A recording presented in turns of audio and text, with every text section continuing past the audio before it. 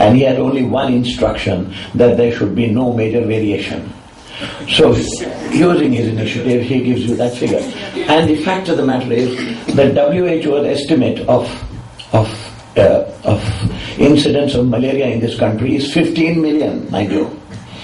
And what is shocking is that in our own country, the official figure for deaths from malaria is less than 1,000. If that were true, there is no problem at all. The health condition is it must be, I think, any district in Bihar, in a bad year when the malaria situation is bad, would have several thousand deaths. You see, so this is the absurd condition of statistics. Now, I think the honest thing for government would be to say that we don't have statistics and we stop publishing them.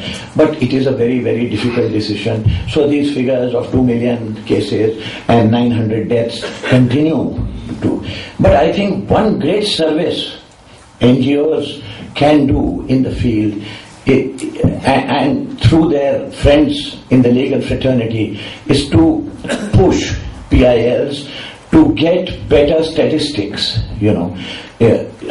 Suppose this absurdity of the malaria situation is pointed out in the higher court. The higher court will immediately turn to government and say, well, what are you doing about it? And the government will, in the first instance, say, well, these are the figures we get, and we collate them. But you see, finally we have to get reasonably accurate figures. And if our health administration is not good enough to give figures of malaria based on actual cases, there should be some statistical model to estimate what the incidence of malaria is.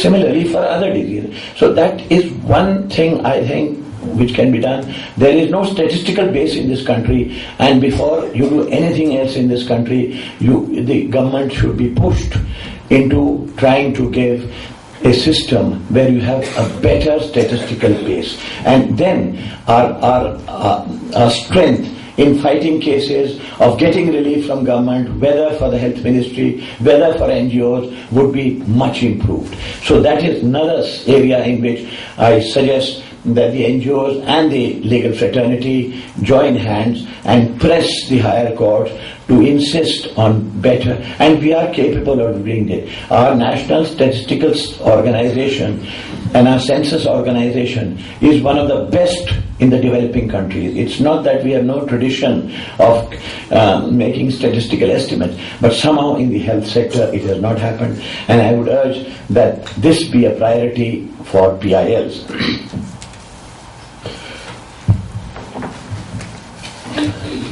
The third thing I'd like to take up, it is a little different from what the representatives from the field have been talking about their experiences and about, but the most common experience of anyone in the field, or when we went to the field, is that the infrastructure, the material availability for even primary health care is dismal.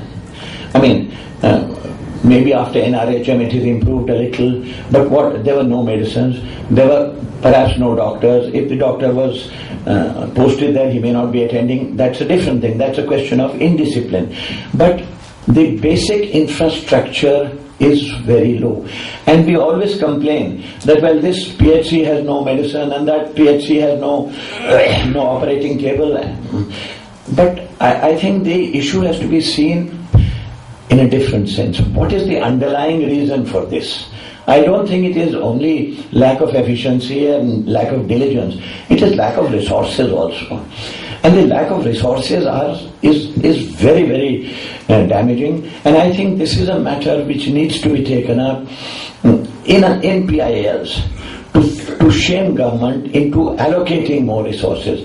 The resources available to the health ministry per capita in 2011 and 12 was 274 rupees, and out of that 204 rupees went to NRHM, that is primary health care.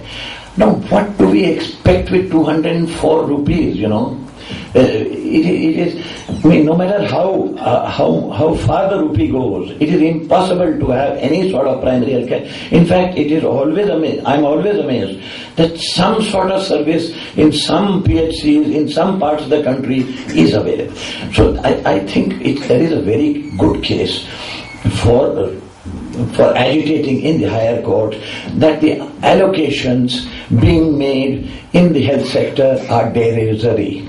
I fully understand the difficulty of fighting that case. Immediately the government will say that this is the appropriation of resources is the right of the legislature on the recommendation of the government, and this is not a matter in which the court should intervene.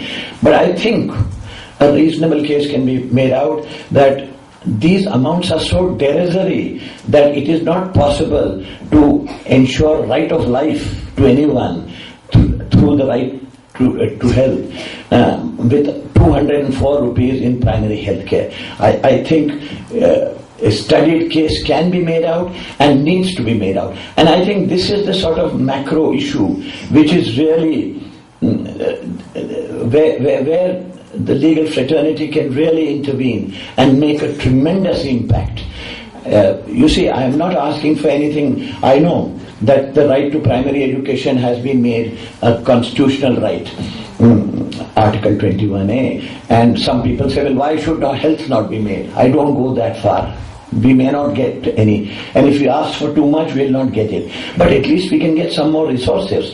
So this I would recommend to my legal friends and to the NGOs to build up a case, both anecdotal and also from their areas, from data from their PHCs as to what is coming. And you see, when I say 204 rupees, it is not 200, it is an average.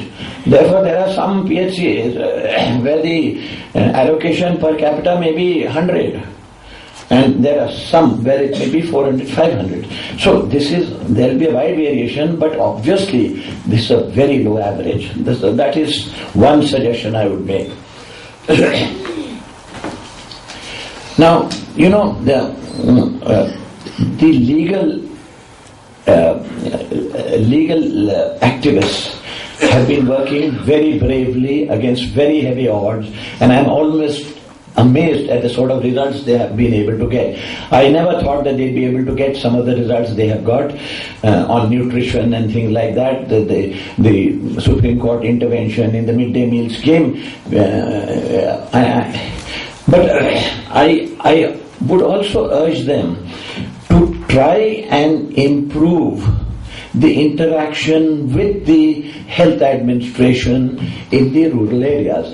Finally, the health sector in this country will improve when those institutions improve. And I think the legal fraternity and the field activists who are here today can play a great role in improving all that. And I would give the example of the NRHM. You see, the NRHM has been moderately successful, I believe, moderately successful.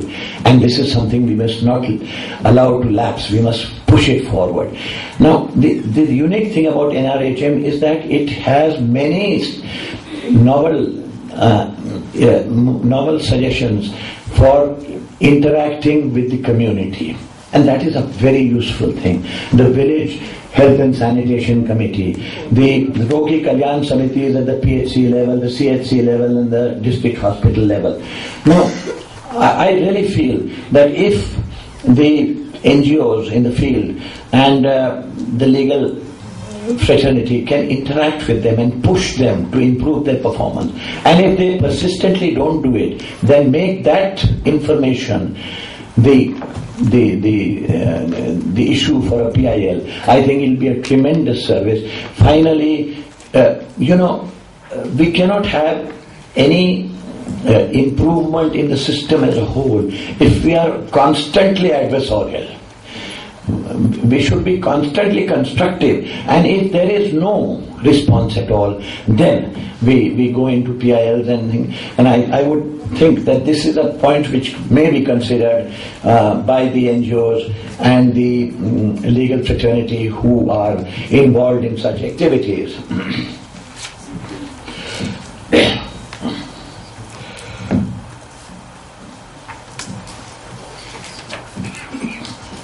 Now, recently, but so many suggestions have been made from time to time. Unfortunately, they remain only suggestions in the social sector, in education, in health. A lot of people have made many suggestions, but they are always buried under. For the first time, under Dr. Srinath Reddy, we had a high-level expert group set up by the Planning Commission, and it gave a report. Now, if it had been set up by the Ministry of Health, the unfortunate no one would listen to it. But it was set up by the Planning Commission. And the Planning Commission is the one who has been opposing all the suggestions of the Health Ministry. And this report of Srinath Reddy, high-level expert group, is one of the finest reports I have seen in my long career. It is superb. And I think through the legal fraternity, we should try and support it through court action.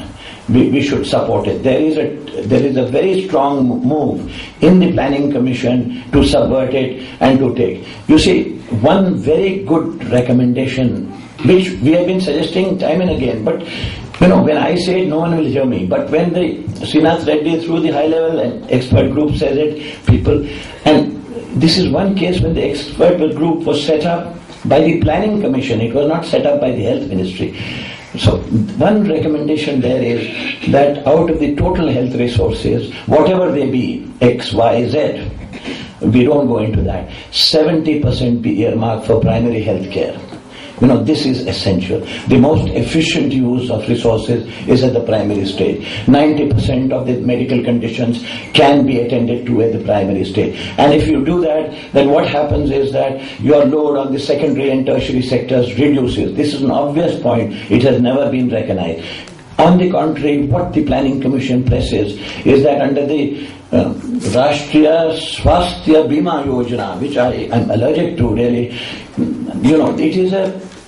it is a insurance scheme for ensuring free medical care at secondary and tertiary stage. So you allow the person to fall ill at the primary level, don't treat him there. Then when he needs hospitalization, then at greater cost you give him free treatment in hospital. Now, the Planning Commission is giving more money there. So I think if the legal fraternity can take up this, because this is obviously in public interest, and also this does not require any additional resources. We are not asking for resources, we are asking for allocation only.